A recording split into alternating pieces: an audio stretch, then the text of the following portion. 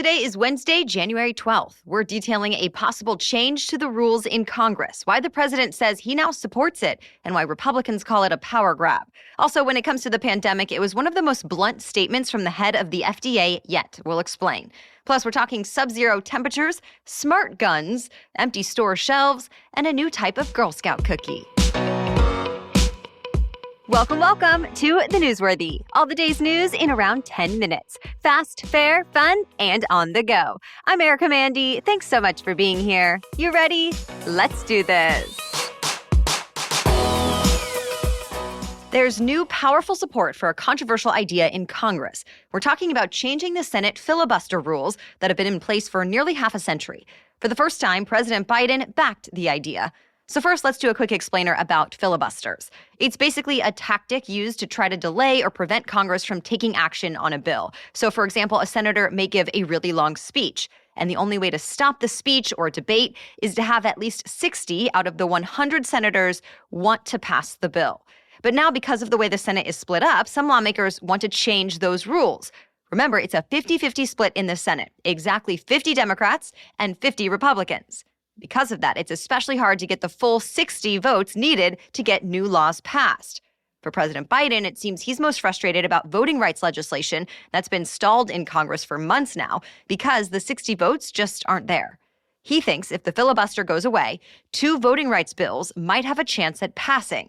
Bills the president feels are important to protect America's democracy and defend each citizen's right to vote, since some states have recently passed controversial measures to change election rules that some Republicans argue will keep elections more secure. So the Senate Majority Leader made the call. Either the Senate will pass the new voting rights bills by next Monday, the 17th, or consider changing the filibuster rules. There's plenty of opposition to getting rid of the filibuster, though. Republicans and some moderate Democrats say the rule encourages lawmakers to cooperate with their colleagues across the aisle, and it helps the U.S. avoid big policy changes after elections, since the power in Congress is likely to shift again and again. To change the filibuster rule in the Senate, only 50 senators need to be on board, not 60. To be continued. It was a tense day on Capitol Hill for another reason, too. Under pressure from lawmakers, America's top health officials defended their response to the latest wave of COVID-19. They've been accused of focusing on vaccinations at the expense of testing and support for healthcare systems that are struggling. Lawmakers also mentioned that a lot of the federal guidance has been confusing since it seems to vary from one day to the next. The leaders of the FDA, CDC, and the National Institutes of Health addressed all of those criticisms. They say in some ways the lawmakers are right, that the nation does need more tests and healthcare systems need more support. But also, they say they're doing the best they possibly can to test, treat, and vaccinate Americans. They also pointed out the advice about COVID-19 keeps changing because the virus keeps changing. Also at that hearing, the acting head of the FDA gave one of the most blunt statements we've heard about the Omicron variant so far. She said, quote, "It's hard to process what's actually happening right now, which is most people are going to get COVID." Already, the New York Times says an average of about 761,000 new COVID-19 cases are being reported in the U.S. every day. And some government officials think that number will get even higher before the end of this month. But other American scientists see signs of a turnaround. They say it's possible the Omicron variant of COVID-19 has already peaked in Britain, and it's about to do the same in the U.S. At that point, cases may start to drop off dramatically. But no matter what happens with Omicron, most health experts agree the next phase of the pandemic is still up in the air. Once again, the U.S. is on a mission to help Afghanistan, this time with a big check. The U.S. announced it's giving another $308 million in humanitarian aid. It's supposed to help the Afghan people with things like food, water, shelter, and health care. The White House says it will also send 1 million extra COVID-19 vaccine doses to the country. The United Nations and aid groups have been warning about a humanitarian crisis in Afghanistan ever since the Taliban took over last year. And this week, the UN asked for a record $4.4 billion in aid from countries around the world. That's the most amount of money ever requested for a single country. But the UN says without it, there will be more suffering. The UN promises the money will flow through independent humanitarian organizations, not the Taliban. So with that, the U.S. contributed $308 million. And that's on top of about $474 million the U.S. has already given Afghanistan and Afghan refugees in the last 3 months. Still, that's a lot less than what the U.S. was actually spending on the war in Afghanistan, at least according to the Cost of War project at Brown University. Millions of Americans got a dose of sub-zero temperatures this week. For parts of the upper Midwest, Great Lakes, and Northeast, yesterday was the coldest day in 3 years. Wind chills dropped down to 30 degrees below zero in northern New England. In fact, the air was so cold it could be seen from infrared satellites in space. Boston's public schools were among those that decided to close because of the extreme temperatures. New Hampshire had to shut down COVID-19 testing sites, and warming centers were set up in several states for people who need shelter from the cold. This was all a pretty big turnaround since last month was the warmest December on record for the U.S. But the cold spell will not last too much longer. Temperatures are expected to rebound a bit today, and the National Weather Service says it's going to get even warmer by the end of the week. All right, we have much more news still coming up, but first, a quick break for our sponsor. A new year always reminds me to reset a bit, even in small ways. And one way I do that is to go through my closet, donate some stuff, and buy new staples and outfits that I'll actually enjoy wearing. Whether that's for working out, working from home but still wanting to feel put together, or getting a bit more dressed up. And Stitch Fix Freestyle has some great options in a shop that's built just for me. There are a bunch of brands to choose from, so I like that I can find and try new brands. In fact, with Stitch Fix Freestyle, you can shop over 1,000 brands and styles personalized to your size and fit. Because Stitch Fix knows your style is not one size fits all. It's about what suits your body and what suits the moment. What you needed in 2019 is probably very different than what you might need in 2022. Plus, there is no subscription required, and they offer free shipping, returns, and exchanges. So get started today by filling out your style quiz at stitchfix.com/newsworthy. That's stitchfix.com/newsworthy to try Stitch Fix Freestyle. stitchfix.com/newsworthy. Medicare says it will cover a new and very expensive Alzheimer's drug, but only for those in approved clinical trials. Aduhelm has sparked controversy since it was first approved by the FDA last year. It's a monthly treatment meant for patients with earlier stages of Alzheimer's, and it costs more than $28,000 a year.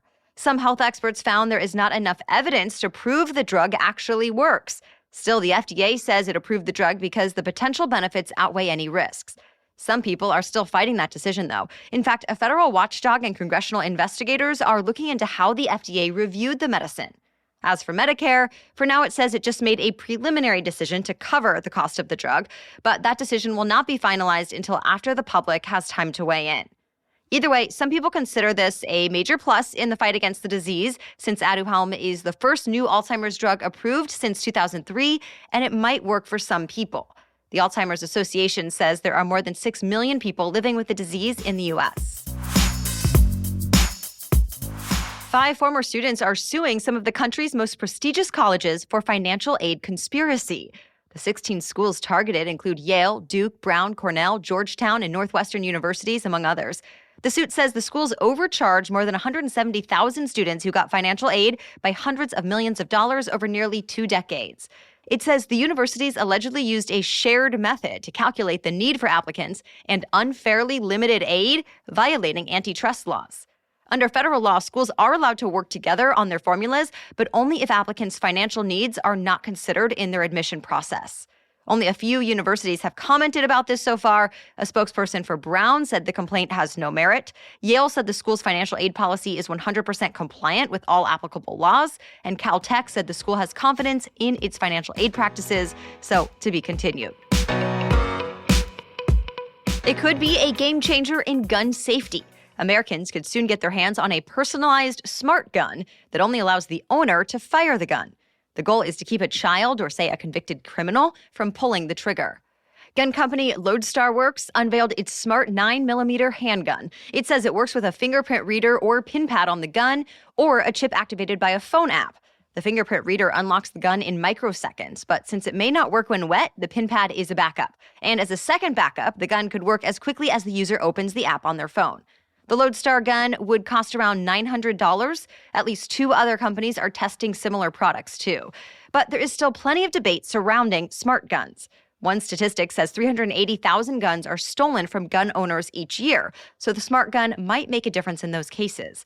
But the National Shooting Sports Foundation questions the reliability of the technology and says gun owners may be placed in life-and-death situations that require faster firing. At least 2 smart gun companies say they plan to release their own products later this year. Cookie fans, rejoice. It's Girl Scout cookie season, and there's a new cookie to try this year. Adventurefuls are new to the lineup. It's a brownie-inspired cookie with caramel in the middle and a drizzle of chocolate sauce and a sprinkle of sea salt. The other iconic cookie flavors are back and up for grabs now through April. And this year, because of the uncertainty of the pandemic, the Girl Scouts say they're ready to sell cookies in person or online. They've partnered with delivery service DoorDash for one more way to get your hands on these cookies. To find cookie booths in your area, you can text cookies to 59618 or check out the Girl Scouts website. And that's it for the main news today. So now it's time for Work Wednesday, when we break down one interesting career or work-related news story every Wednesday. But first, a message from our sponsor.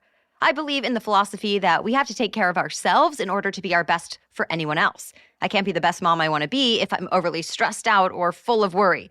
So the Mama Zen app is one way I make sure I'm checking in with myself and dealing with any feelings of anxiety, anger, guilt, or impatience that pop up before they impact my behavior. Mama Zen uses science-based techniques that will change how you react to your children and certain situations. They have short mind power sessions from just 2 to 18 minutes, like one I listened to recently called I'm Becoming a Better Mother with Each New Day. It's a good reminder that I don't have to be perfect and I'm learning. You don't need to use Mama Zen daily to get results either. Even once a week can do the trick. I want you to try Mama Zen and see for yourself how much better you can feel as a mom. Go to your App Store or Google Play and download Mama Zen today. That's Mama Zen, MAMAZEN. Right now, you can use promo code NEWS, and that code will unlock your free 30-day trial so you can try Mama Zen for yourself. Now, back to Work Wednesday.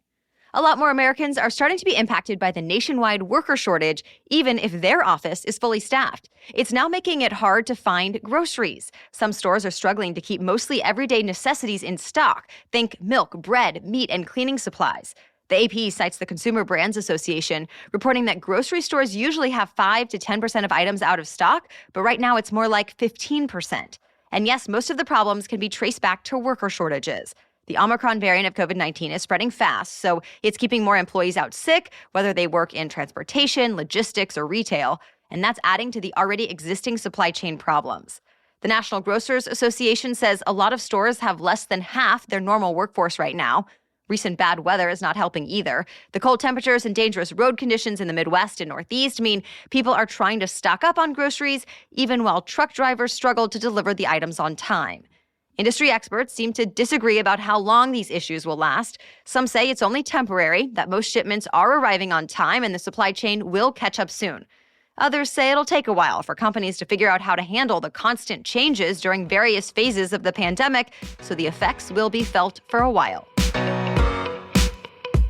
All right, thank you so much for joining us as part of your daily routine. We'll catch you up on more news to know tomorrow. Until then, have a great day.